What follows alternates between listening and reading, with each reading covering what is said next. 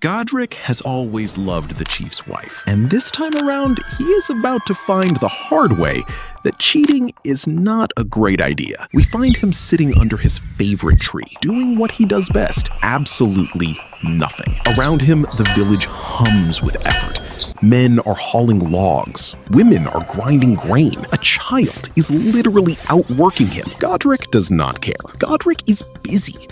Thinking is a full-time job, and he is the only one in the whole village who is qualified for it. That's when he sees her, and his heart skips a beat. Bira, the chief's wife, plump, radiant, and walking toward him like she owns the ground beneath her feet. Because, frankly, she might as well. All land belonged to the village chief. Godric, she says, lowering herself beside him, far closer than necessary. Still thinking, he says proudly.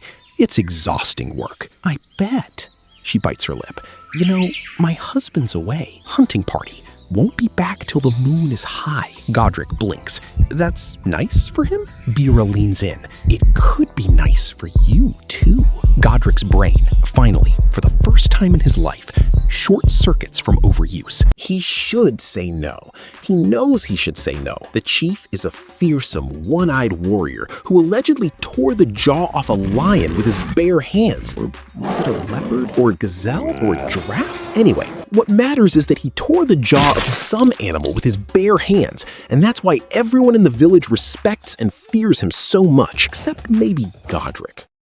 I should say no, Godric says out loud, mostly to convince himself. You should, Bira agrees, already pulling him by the wrist. My husband will kill you, but I know you are not afraid, are you? He does not say no. Philosophers do not like saying the word no.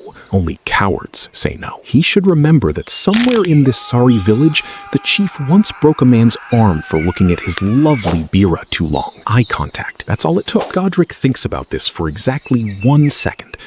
Then he decides to suspend thinking for some time, which is a personal first. Godric does not even care about taking Bira to his own cave. He follows her to her matrimonial home. Everything is done hush-hush. Inside Bira's hut, things are happening. We don't need details. Use your imagination. Then a twig snaps. Outside, Nguru, the village's nosiest woman, a human alarm system with legs, freezes mid-step. Her eyes go wide. Her nostrils flare. She has smelled scandal. She peeks through the gap in the hut wall and screams. A full village-wide birds scatter from trees, alert the ancestors, scream. Within minutes, half the village is sprinting toward the hut. The other half is already there, having apparently teleported. What's happening? Someone shouts. Godric and the chief's wife, someone else shouts back. Together? Together. A collective gasp ripples through the crowd, followed almost immediately by the unmistakable sound of people pretending to be shocked, while secretly thrilled that something finally is happening in this village. Within seconds, the entire village has gathered outside the hut like it's the season finale of something. Godric stumbles out first, hastily dressed, hair a disaster, holding, for absolutely no reason, a huge, badly baked corn. It's not what it looks like, he announces. Everyone stares at the corn. Why do you have food? Godric looks at the corn like he's never seen it before in his life. Snack, he says. I was hungry. Thinking burns a lot of calories. Nobody buys it. Bira emerges next, fixing her hair with the calm confidence of a woman who has clearly done this dance before and refuses to be ashamed. The crowd murmurs, and then the worst possible sound. Footsteps, heavy, confident. The chief is home early. He walks in slowly, one eye scanning the scene, the other, of course, long gone. Lost to what he insists was a lion. The chief says, voice low and terrifying. Why are you near my wife's cave? Funny story, Godric says, already sweating through his loincloth. I'm listening. Godric's brain, having already failed him once today, decides to go for two. I was delivering this corn as a gift for you, both of you. You don't even work. I'm learning. Bira, to her credit, says absolutely nothing. She has the energy of someone who already knows how this ends and isn't particularly worried about herself. Godric, I lost this eye fighting a lion with my bare hands." Inside the crowd, someone murmurs, "It was a leopard." Another interrupts, "No, it was a giraffe." "I hear it was a gazelle." "I think it was a goat." "Quiet!"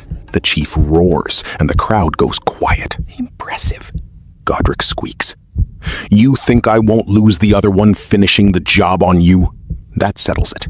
Godric does not wait for further clarification. He drops the corn, sacrificing it to the chief as a peace offering nobody asked for, and runs. He runs like a man who has never run before in his life. Behind him, the chief is roaring. The village is laughing. By sundown, Godric is gone, exiled. The villagers gather that evening, as they always do, and someone asks the question that will follow Godric for generations. Do you think it was worth it? Bira, sitting calmly by the fire, smiles. "Honestly, yeah." The chief, overhearing this, decides he did not hear it. Some things, even an ancient warrior knows, are better left unthought. He sits by the fire a moment longer, alone now, prodding the flames with a stick. Somewhere out there, Godric is still running, or possibly hiding in a bush, knowing him.